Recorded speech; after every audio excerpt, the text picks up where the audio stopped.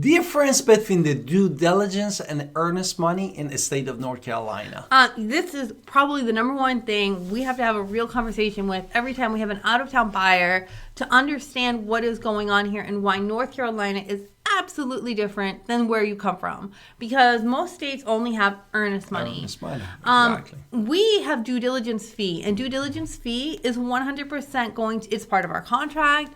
It is something that you cannot ignore. It's not something that you can say, well, what's the purpose of this? Even if you are like completely legit and you're buying $1 million home, they're still kind of looking for a due diligence fee because it's part of our contract. Exactly. So just understand, everything is negotiable, of course. There is always a situation, but generally speaking, 99% of contracts, they want that due diligence fee.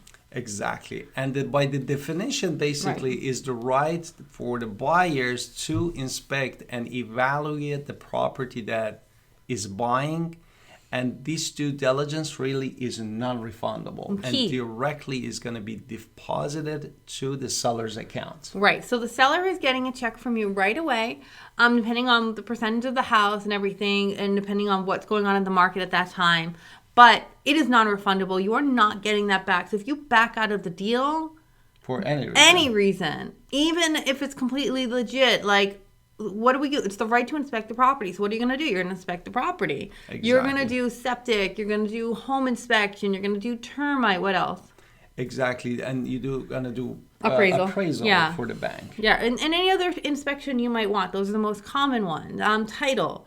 And if something comes up there wrong and it's not the seller's fault, I mean, even if it is the seller's fault because, they broke the air conditioning and you find out the air conditioning doesn't work, this is a negotiation to fix the air conditioning. This is not get my money back and walk away with due diligence fee. Exactly. Because due diligence fee is, again, we told you, non-refundable. You put money down. You found out the HVAC doesn't work. I'm giving you a horrible situation. Typically, it's not that. We typically know before we walk in if the air conditioner is working. But just giving you an extreme example. We find out something is bad, and you can either walk away and leave your money on the table and let the seller keep it, or we can ask for repairs. So I would recommend understand your financial aspects of this, because what happens? Of course. And then just remember, when we say due diligence, you owe the due diligence is upon the sign of your contract. If the seller really accepted your offer, you owe them that money. Right. Now, the good news of the due diligence fee is all of that money that you put, let's just make up a number for the video, right? So you put $3,000 down on this house. I don't know what house we're buying. I'm just making up a number right now. And it might be more or less depending on a house. I'm randomly making up a number. So it's hypothetically $3,000, and you bought a house for $300,000. Now at closing, you owe $297,000. So it is going towards the sale of the home. So it's not just money in the seller's pocket that's extra. So I just made up numbers there. Don't take those as anything serious. I was just highlighting an example. Yes, and before we go more into the details of the video, we wanted to do our introduction. Absolutely. And let's hit it.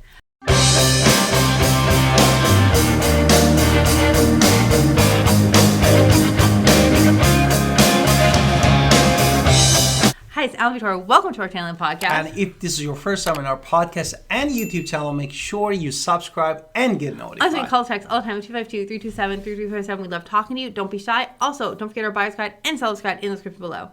Exactly. And you talk about the financial aspect. Yes, and I said that. What about did you talk about cancellation too? I mean, a little bit. If you can cancel at any time, 100%, you can cancel, but you're not getting that money back with due diligence. Exactly. And that's the key difference. Now, the opposite is true for earnest money. Yes. And earnest money is not something commonly used here in the state of North Carolina at the filming of this video. Now, what happens next month, next year? Maybe you're watching this video in the future. I do not know the future at this moment. I don't have a crystal ball. So maybe earnest money is more there, because earnest money is what out-of-state buyers always want. Exactly. Because they've never heard of this non-refundable fee. But earnest money is a situation and it's the intention of the basically buyer to purchase the seller's home. Right.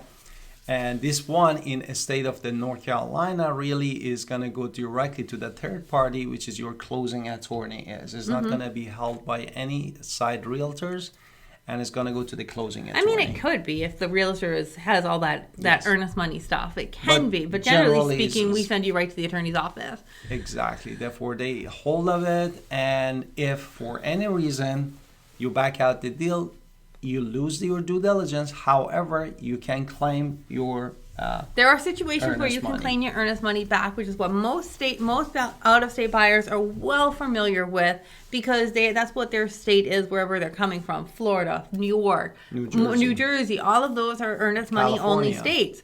So you understand the process a little bit more, but however, that is not something we use so much at the filming of this video here in North Carolina.